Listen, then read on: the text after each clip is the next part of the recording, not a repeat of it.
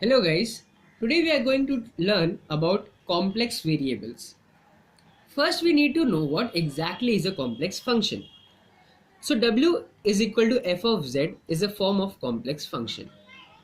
Now you know that z is equal to x plus iy, where x is the real number, y is a real number, but iy is the imaginary part and x is a real part.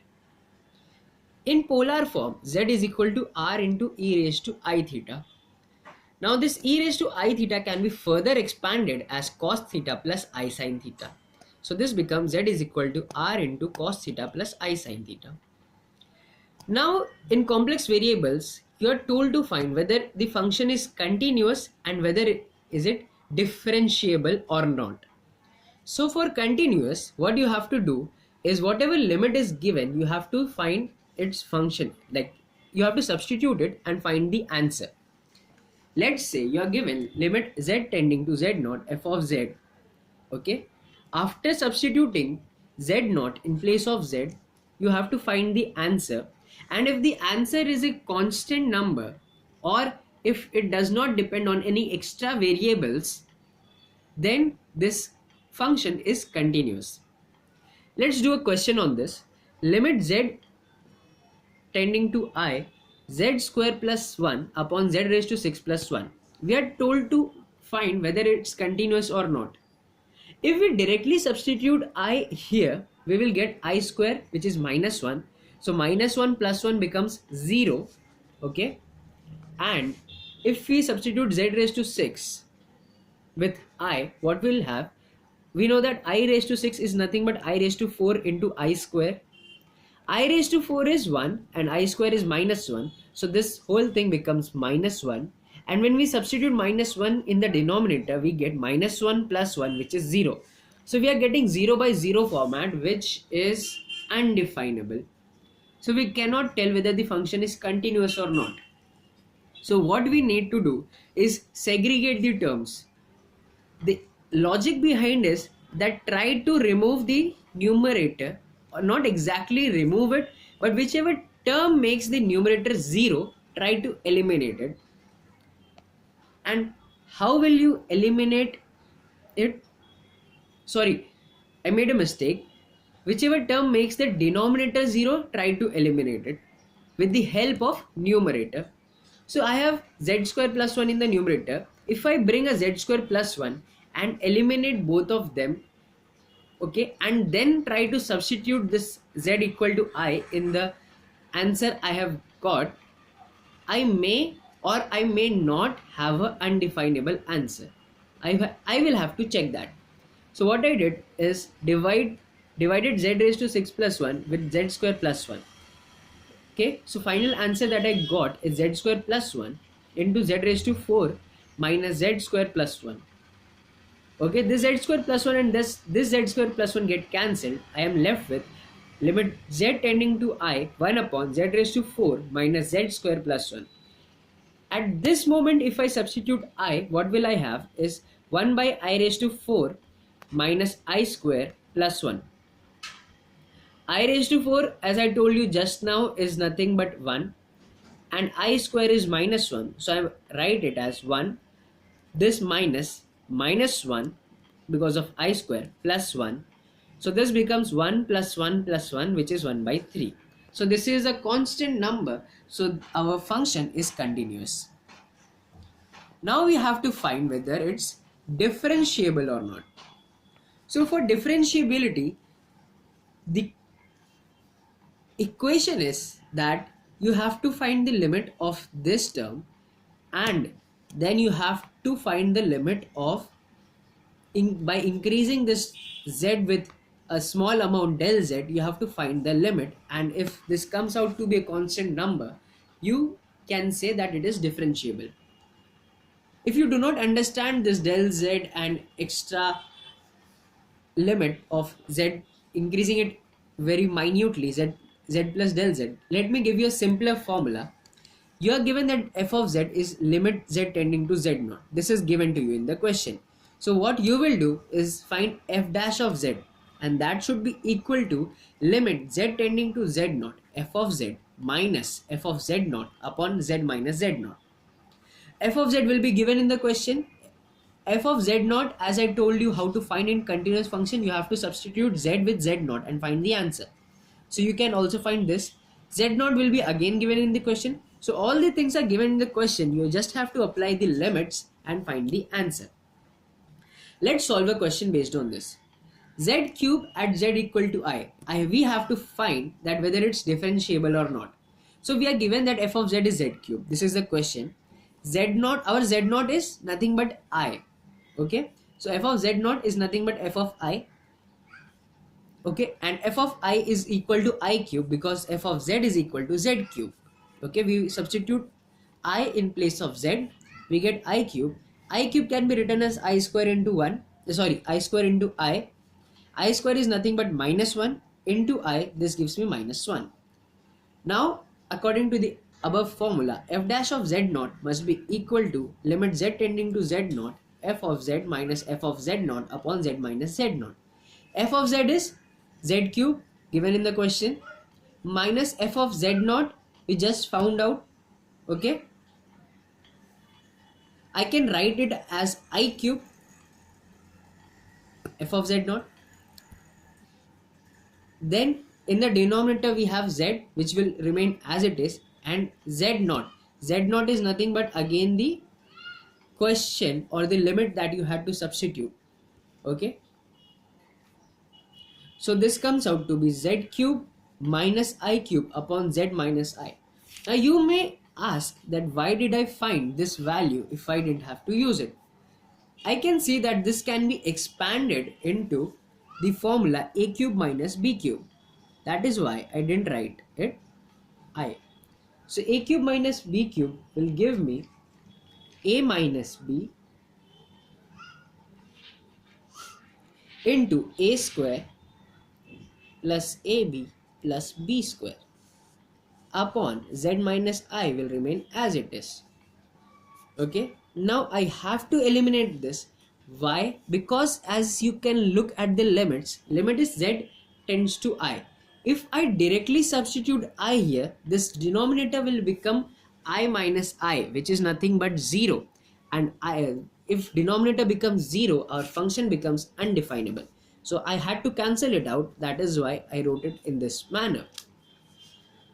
Now I can substitute I here. So what I will get is I square plus I into I plus I square, which is written there. I square is minus 1 plus again this is I square. Okay, so this is again minus 1 plus this is my I square, so this is minus 1.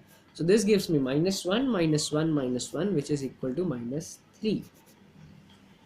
Since this is a constant, therefore our function is differentiable. Okay, now the next thing is we need to check whether the function is analytic or not. To check whether the function is analytic or not, we use the Cauchy-Riemann equations. First thing is to know what is an analytic function. Analytic function is something which can be differentiable over the whole of a domain. Let me give you an example. Suppose this is a circle and these are points 2, 4, 0, 2, 4, 6, 8 and something and 1, 3, 5, 7, 9 and many such points on the outside. If I tell you, are all the even numbers differentiable inside this circle? So the answer will be yes, because as we see that all the even numbers are inside this circle, so they will be differentiated over the whole of domain of even numbers, and all the odd numbers won't be differentiable or continuous on the domain of circle because they are outside the circle. So this is domain. Okay, and this analytic function is nothing but this differentiability of even numbers inside the circle. This is called as analytic function. So you have to check, is the function analytic or not. So the Cauchy-Riemann equation w is equal to f of z, you know that it can be broken into u of x comma y plus I v of x comma y. So the necessary and the sufficient condition for function to be analytic is del u by del x should be equal to del v by del y, and del u by del y should be equal to minus of del v by del x.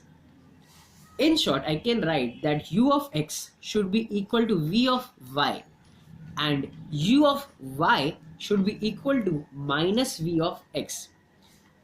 If this condition holds true, okay, then our function is analytic by Cauchy-Riemann equation. And second thing to notice, if this holds true, then you can even find its differentiation by f dash of z is equal to ux plus ivx. Okay, there are two methods to find differentiation now.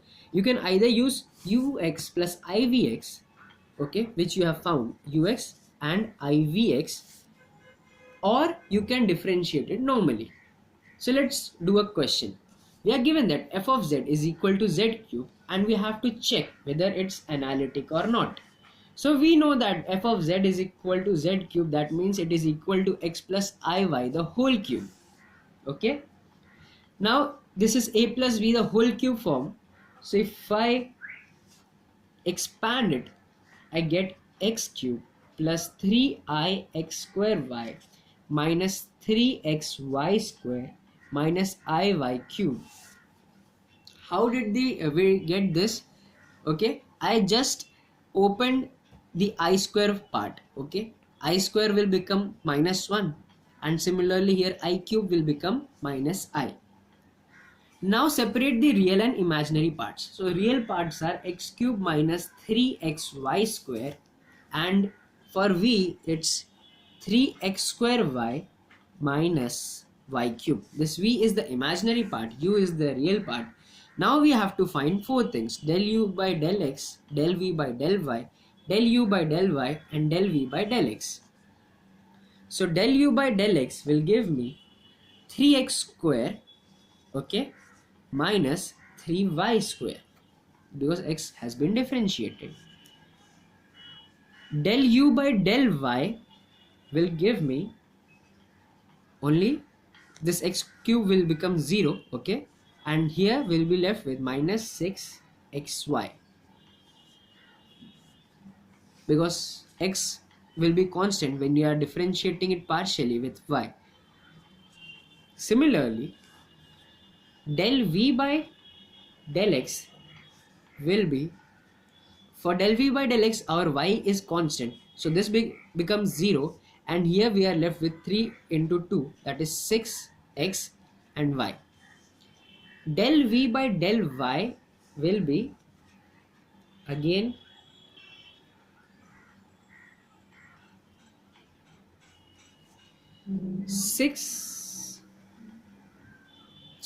we are finding del v by del y, so this 3x square is the constant, minus 3y square.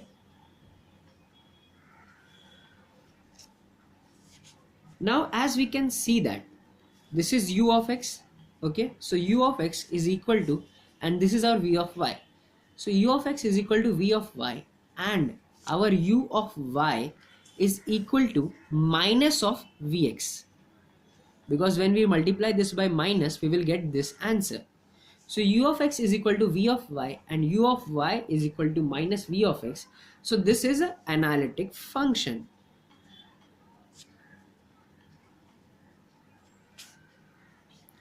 And this can be differentiated also.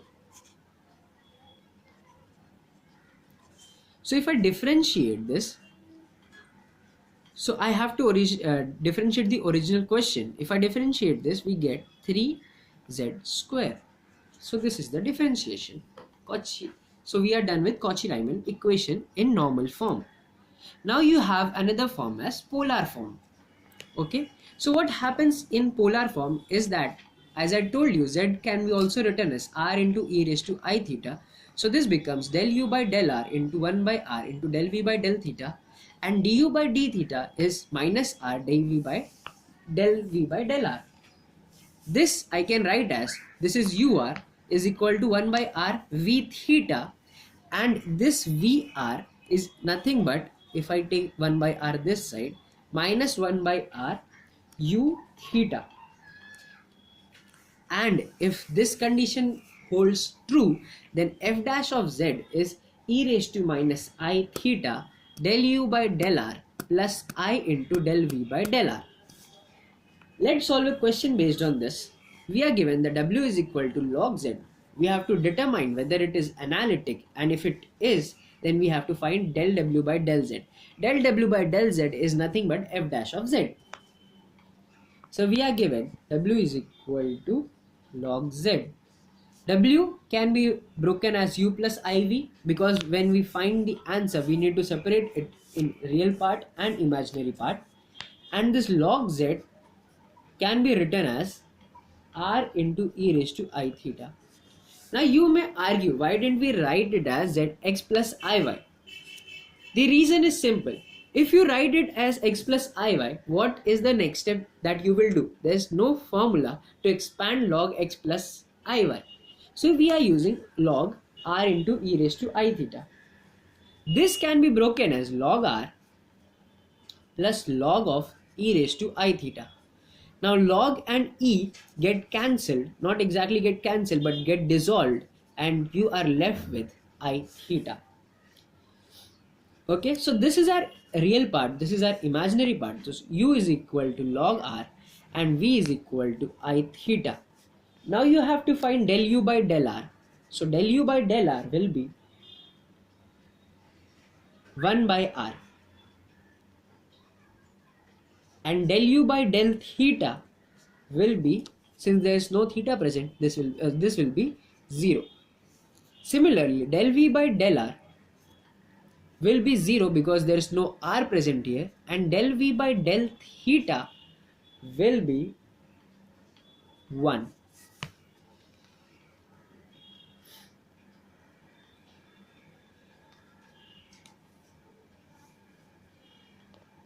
Sorry, this is I theta. So del v by del theta will be 1. Now the next step, as above formula, ur must be equal to 1 by r into v theta. So 1 by r into v theta is 1. So this becomes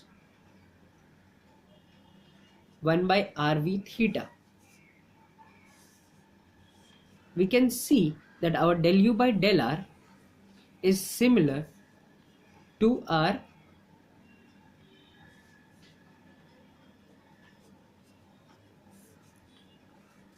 this holds the relation between del u by del r. Okay, del u by del r is 1 by r, and by the above formula which we saw, it should be equal to 1 by r into v theta. So 1 by r into 1, that gives me again 1 by r. So this condition holds true. The second condition is Vr must be equal to minus 1 by r u theta. So our Vr is 0, and if we multiply it by u theta, our u theta is also 0. So our minus 1 by r multiplied with u theta will also be 0. So our Vr is minus 1 by r u theta. This condition also holds true. So that is why this is analytic function. Now if this function is analytic, we know that to find its differentiation we have to use f dash of z is equal to e raised to minus I theta del u by del r plus I del v by del r. If we use this, okay, then del u by del r we just wrote it as 1 by r,